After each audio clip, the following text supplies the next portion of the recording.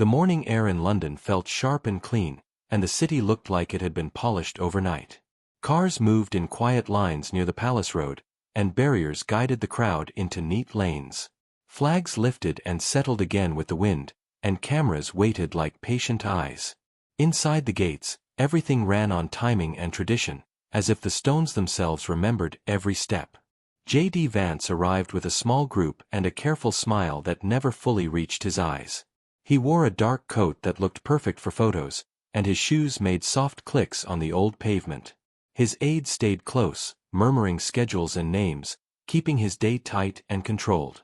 He had done this kind of visit before, and he believed he understood how power worked in any room.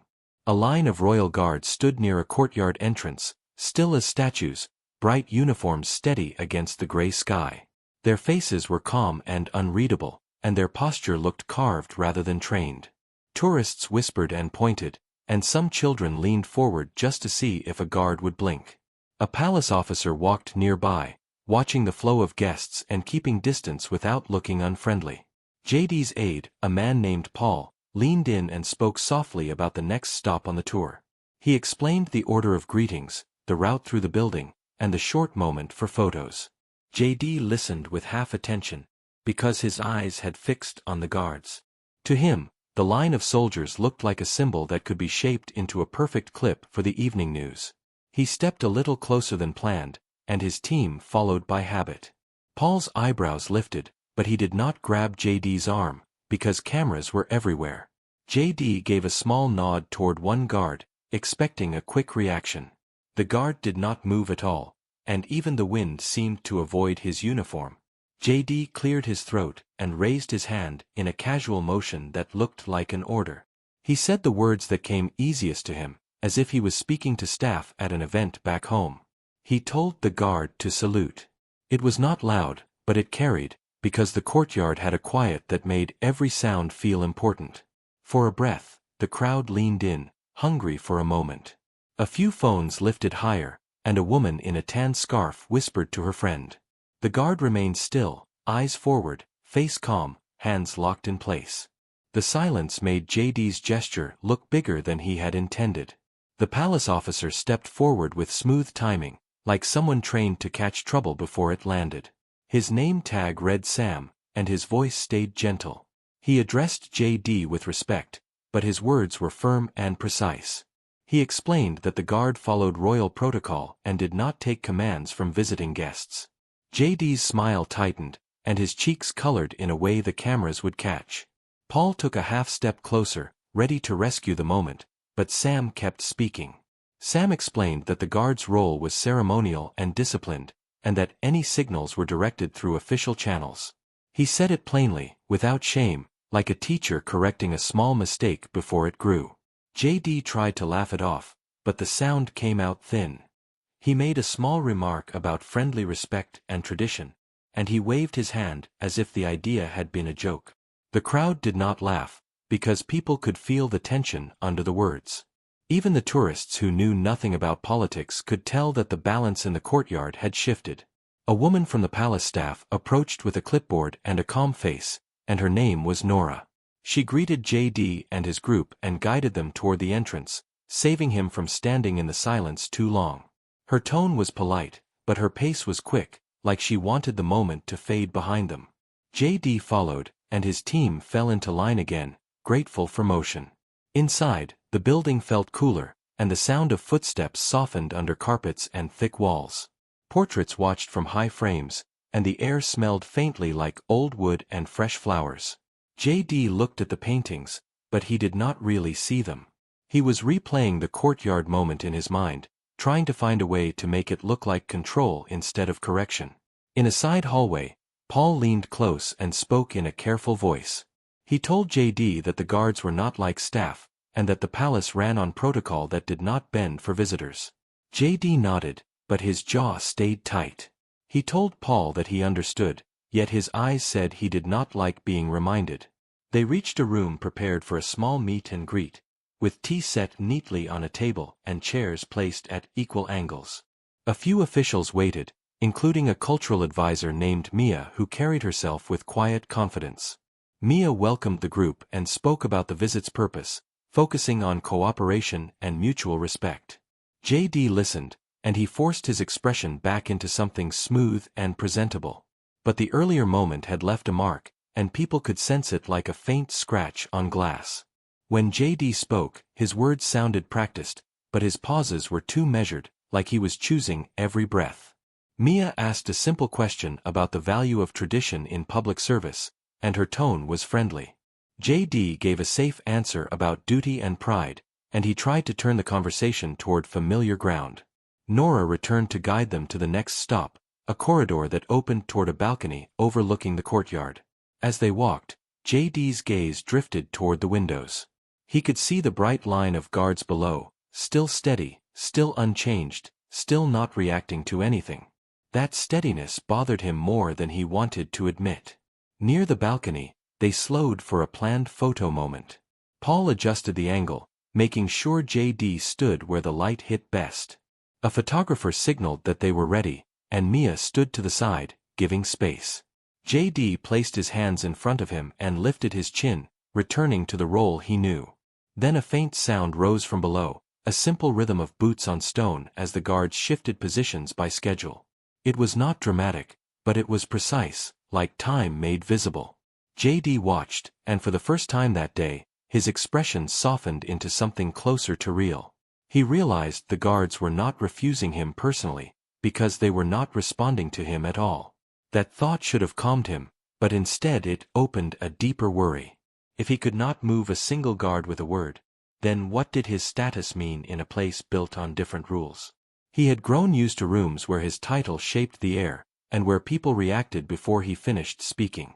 Here, the air belonged to tradition, not to him. The photographer asked for one more shot, and JD turned back with a polite smile. He held it long enough for the cameras, then lowered it as soon as the clicking stopped. Mia noticed the change, because she had spent years reading faces in formal rooms. She said quietly that visits like this could be humbling in a good way, if a person allowed it. JD looked at her, surprised by the honesty. He expected flattery, not a gentle challenge. He gave a short nod, and his eyes shifted away, as if he was watching something far beyond the palace walls. In his mind, the courtyard silence returned, and this time it felt like a warning rather than an awkward mistake. As they moved toward the next hall, JD's steps slowed just a little. He was still in control of his schedule, but not fully in control of the story.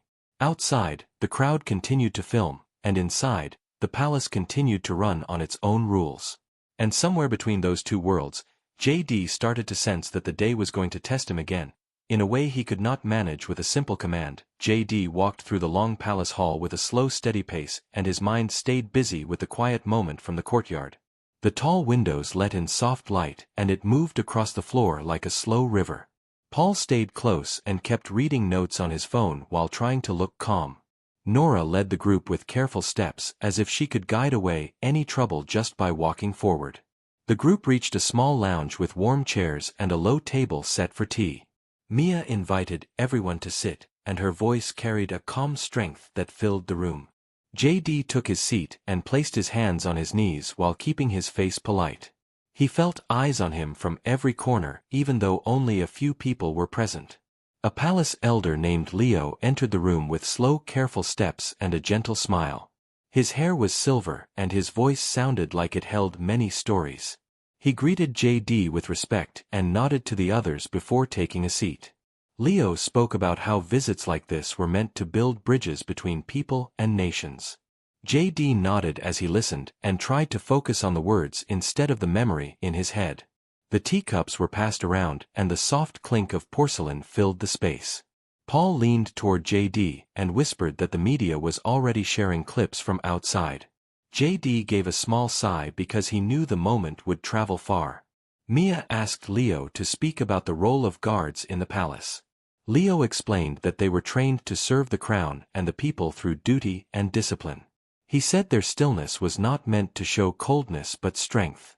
JD listened and slowly began to understand what the officer had meant earlier. Leo then turned his gaze toward JD and spoke in a gentle way. He said that power looked different in every land and that respect came from knowing those differences. JD felt the words land deep because they spoke to what he had just faced. He gave a small nod and did not try to defend himself. Outside the lounge, a group of visitors passed by, and their voices echoed faintly. The palace felt alive with movement even though every step seemed calm.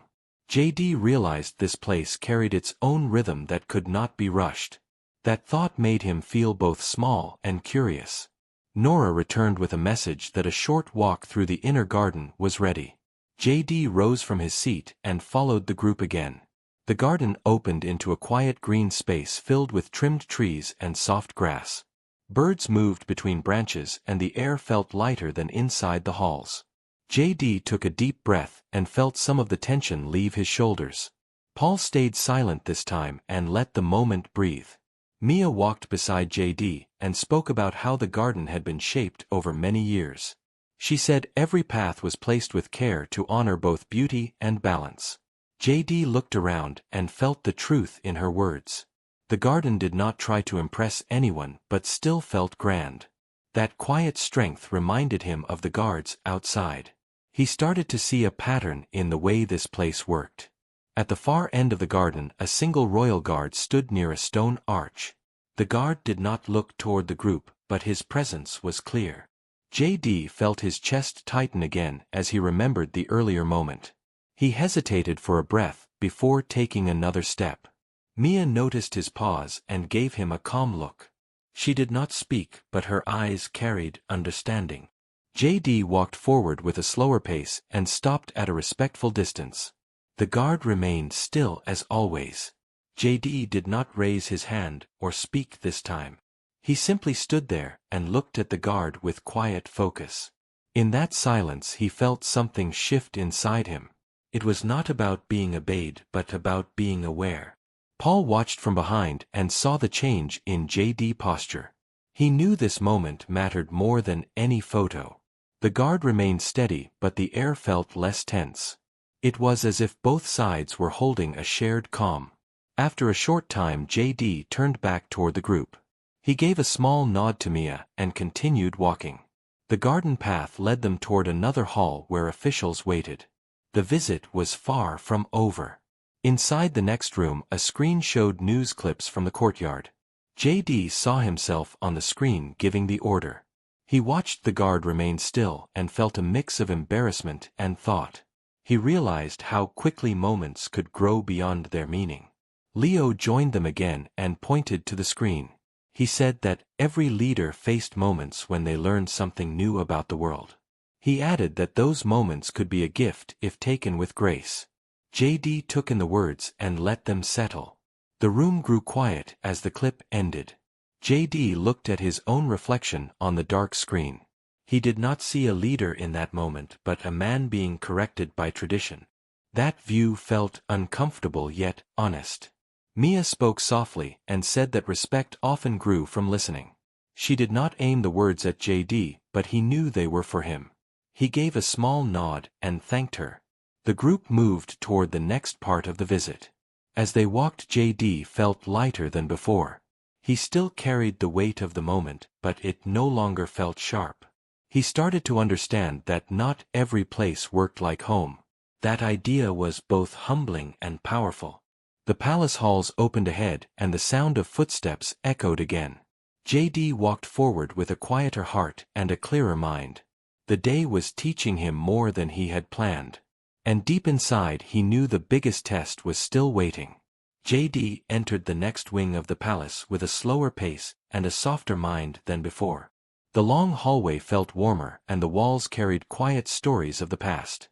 Paul walked beside him and stayed silent because he could feel the shift in JD mood.